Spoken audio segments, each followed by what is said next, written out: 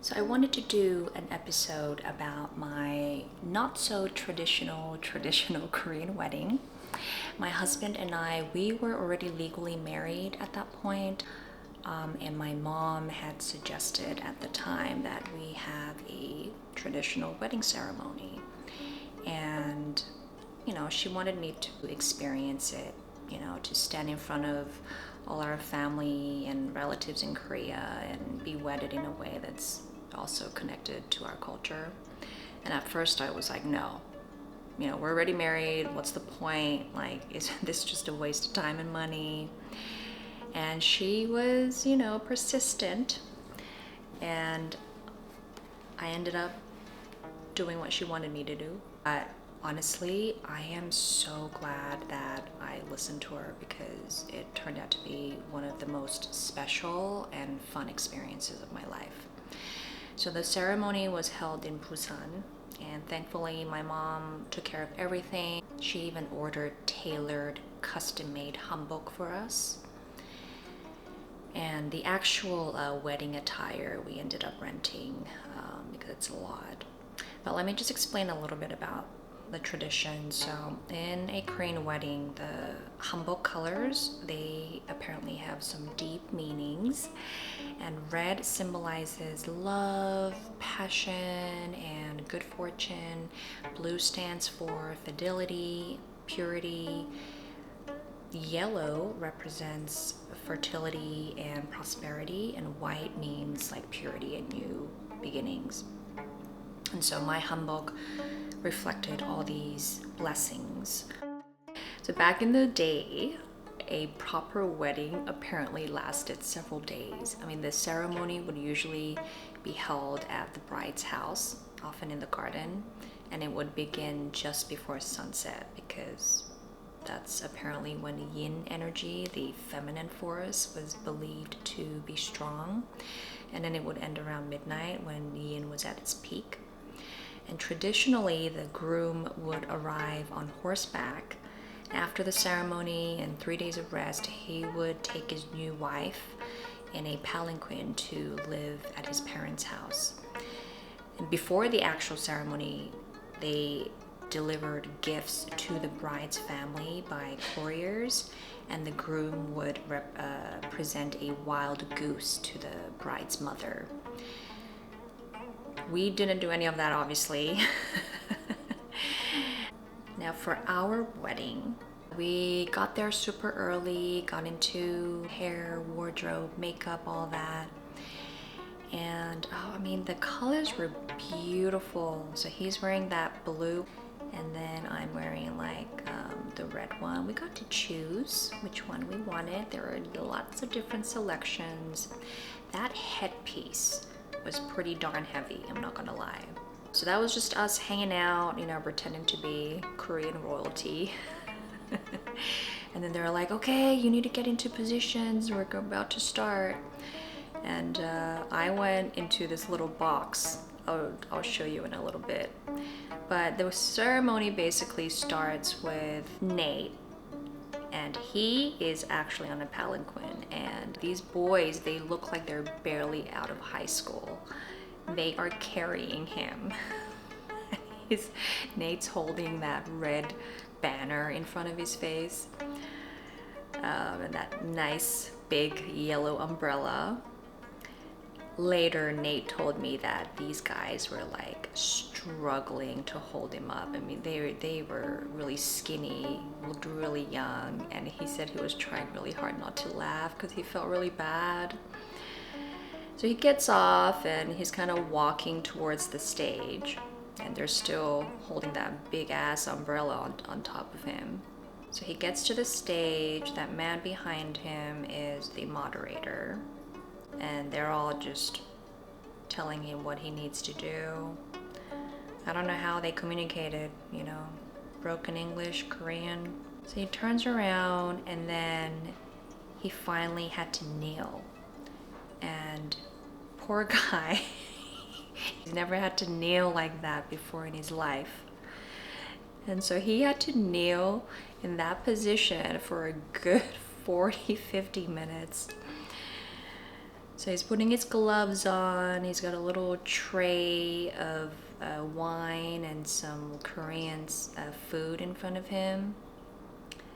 And then there's me. So remember I told you earlier that this is a box. So this here is called a kama. And it's basically a ceremonial palanquin. It's used to transport the bride. I was in there for a good 15-20 minutes while Nate was doing his thing. It's like a chair with a roof. It looks like a little house.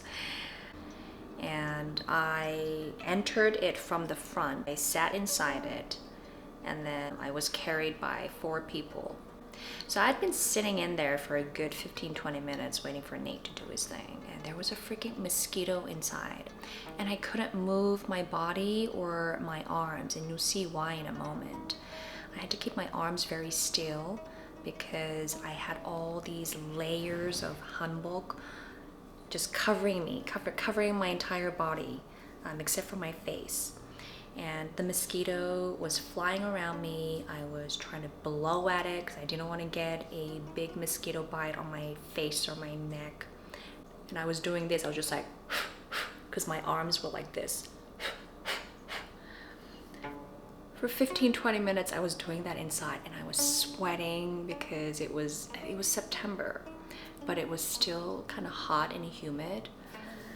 So I'm sweating, I'm doing this, I'm just trying to get the mosquito off of me.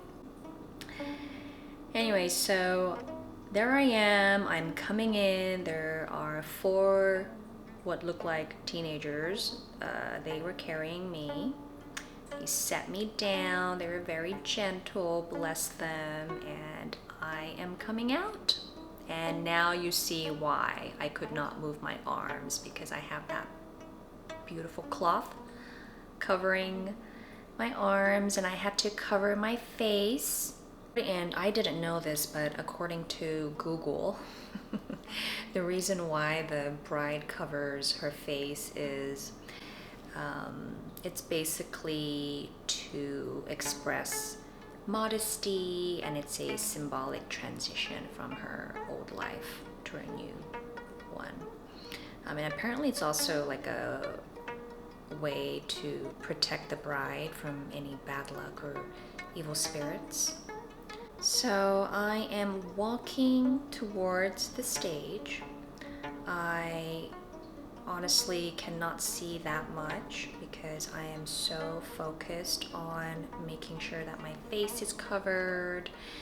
And there are 2 ladies next to me. They are making sure that I'm going in the right direction and that I don't trip over my hanbok. And they were very nice as well. So I'm at the stage now, and had to be really careful there because there were a couple of steps. I made it to the other side of the stage, and I sat down and I bowed to my husband. I got up again, and I remember bowing a few times, just going up and down, up and down. Now the hapkunle, which is the gourd of wine, that's what it's called. The couple, they drink from the same gourd of wine, which is symbolizing their unity. And you know, there was a table in between us, and they were filled with all these different items, and they were symbolic of prosperity, health, and fertility. And the groom, so Nate, he represented the yang, so he was standing to the east, and then the bride, me, I represented yin, and I was standing towards the west. And so when we bowed to each other, I guess it meant that we were uniting the dual forces of the universe. So the moderator, the reason why we were sitting there for quite a while, and I wasn't kneeling, Nate was, poor guy. But they basically, you know, were talking about how the marriage is not just the joining of two people, but it's the bringing together of two universal forces, you know, the heavens and the earth. And the groom standing to the east represents the heaven, which is the yang, and he is the embodiment of light and strength and the expansive skies. And then the bride, who is standing to the west, represents like the fertile, nurturing energy of earth called and she's the embodiment of intuition and calm and the grounding foundation of life. And this is all according to Google. It's a beautiful speech, but honestly, it was all in Korean and I could barely understand because they use a lot of Chinese characters. And then Nate, of course, I mean, he was just really focused on making sure that he was kneeling properly the entire time. So we got done with the ceremony, and that's my mom, and that's her boyfriend up there. And so it was nice of him to, you know, give us his blessing. So we're kind of together now as man and wife. The heavens and earth are unified as one. And then we just took a bunch of photos, and this was right before we started walking down that little green aisle. And then we got to the fun part, which was the pebek. And the pebek it's a tradition where the couple they bow to their parents and to any other relatives, and they receive blessings for their future. And so the parents and relatives, they give words of wisdom and they give them gifts. You know, they're basically wishing the newlyweds happiness and prosperity.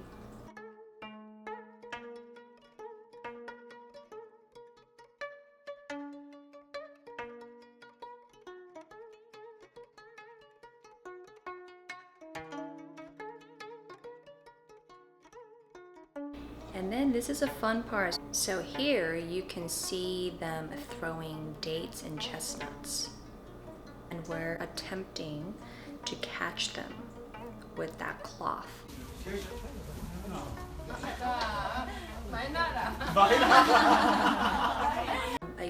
A fun part of this ceremony is the piggyback ride. And this is where the groom carries the bride on his back. So as you can see here, Nate is doing that. It's just a symbolic gesture of his strength and his commitment to support the wife throughout the marriage.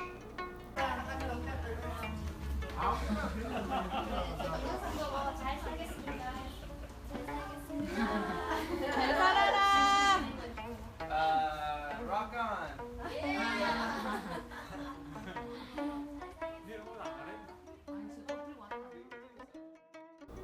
Then got some pictures with my college best friends. And then we took some pictures outside. It was a beautiful park. A couple of my old co-workers from the English school that I used to work at came down to congratulate us. And there's us there. And then we got changed into our civilian clothes, not just our regular hanboks that were tailored, custom made just for us. And then the fun part was we went to go get chogaegui, which is like this clam barbecue thing. So delicious. If you're ever in Korea, especially Busan, you need to get chogaegui. It is so good. Even Nate, he doesn't even like seafood, but he loved chogaegui. And then we ended the night with 2차. 2차 means like the second round. So there's 1차, which is the first round.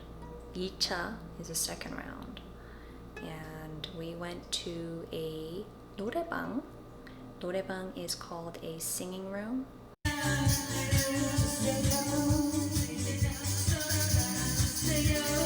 And this noraebang, they served a lot of food and drinks. I remember my cousins and my college friends, they actually went clubbing afterwards, but Nate and I were so tired after the second round, 2차.